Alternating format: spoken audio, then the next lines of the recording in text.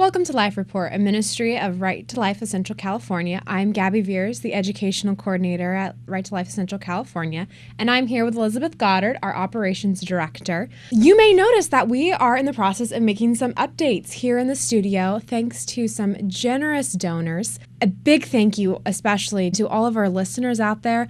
We have recorded over 200 shows of Life Report, which means we have over 100 hours of pro-life content. Later on in the show, I'll be interviewing Michael Salinas, our Executive Director here at Right to Life, and we're going to be chatting a little bit more about the mission of Right to Life in our community. And at the end of the show, Elizabeth and I will be talking about things that you can do practically to make a pro-life difference in your community. This is Life Report, produced by Right to Life of Central California. You may notice that we are missing a face. Josh Brom has just started a brand new pro-life organization, something that we're all really excited about, and we'll have to get him back on here again so he can talk about his new organization and the mission, and as well as to record a 200th episode for him. I think he feels a little unfinished, having only done 199 episodes. We got to get it to a perfect number. So, Elizabeth, let's just talk about why it is that pro-lifers do the work that they do. Well, it's not easy to get up and do pro-life work because, in a way, to work in the pro-life movement is to have a burden on your back. If you stop and think about what we do, and you think about the deaths and the numbers and how overwhelming it is, it's easy to just get depressed and run away, and maybe we can all work on just saving puppies and kittens, like something a little more happy. But it really stems from the view that all human life is intrinsically valuable. And it actually becomes a beautiful thing because if you value the unborn and you learn about that value, it teaches you to value the other people in your life and even the opposition. And we talk a lot about that on this show. Yeah, and I think for those of us who, whether we do pro-life work in our free time or we do full-time pro-life work, I think we are driven by the fact that we believe every human being is intrinsically valuable and deserves to be treated with dignity.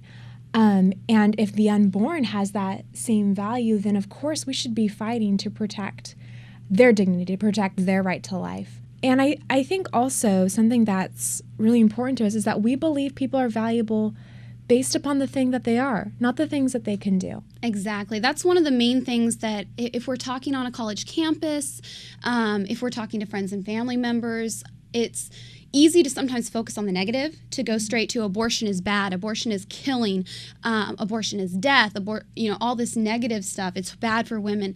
But if you can focus on the positive, the actual reason why all the death and killing is bad, then you bring it back to a positive light. So if you can draw that connection between the unborn human and the born human, that both share those same equal values, and it's not based on, like you said, something that we can do, but something intrinsic to who we are, then it becomes a human rights discussion, and it becomes a positive discussion on how we want to be treated as human beings and how we want our values seen.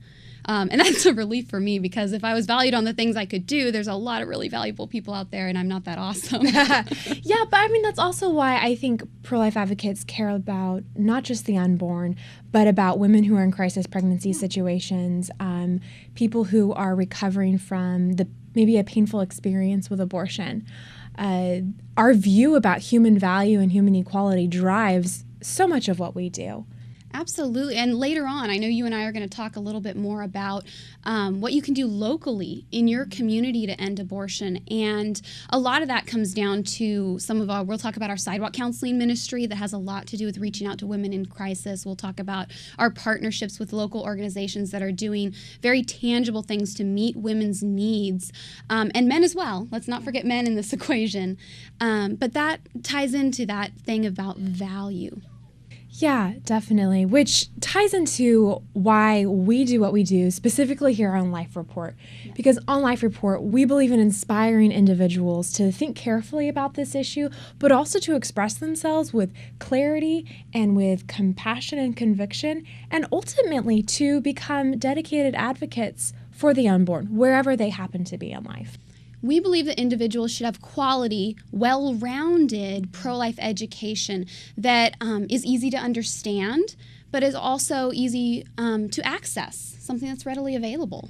Yes, absolutely. And we do that by, as a staff here at Right to Life Central California, being dedicated to carefully researching reliable information and then presenting it in a relatable manner. And it's exactly because we care about having reliable and relatable information that we're also going to be making some updates to our website.